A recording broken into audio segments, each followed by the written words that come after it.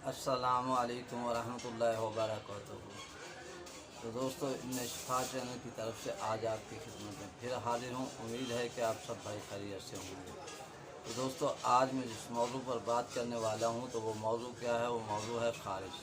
तो दोस्तों, ख़ारिश दो किस्म की होती है, एक तर और दूसरी खुश्क।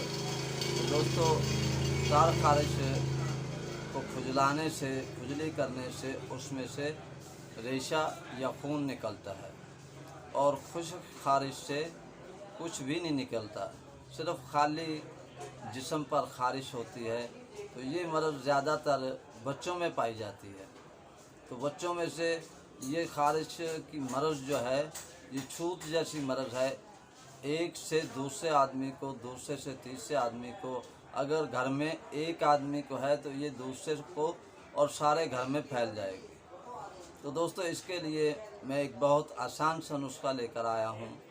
तो आप भाइयों को तर ख़ारिश हो या खुश्क ख़ारिश हो तो आपको किसी डॉक्टर या हकीम के पास जाने की ज़रूरत नहीं।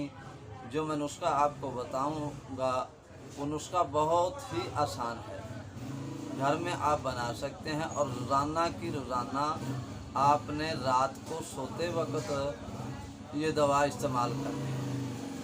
तो नुस्खा इतना आसान कि आपको बनाने में कोई दिक्कत, कोई मुश्किल नहीं होगी। तो दोस्तों, चलते हैं नुस्खे की तरफ। तो आपने क्या काम करना है कि फिटकड़ी आपने सफ़ेद 6 माशा लेनी है। फिटकड़ी सफ़ेद 6 माशा, नहीं तो आप 6 माशा तो बरियान नहीं होगी।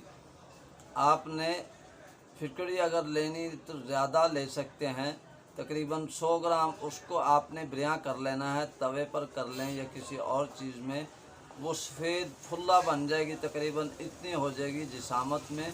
लेकिन बात ये कि उसमें से आपने जो बरियां की हुई फिटकड़ी है वो आपने बैज़ा मुर्ग यानी मुर्गी का अंडा, उसकी आपने सफ़ेदी निकाल लेनी है। उसको थोड़ा सा सुराख करके आहिस्ता आहिस्ता हिलाते रहें, सफ़ेदी आपकी बाहर आती रहेगी।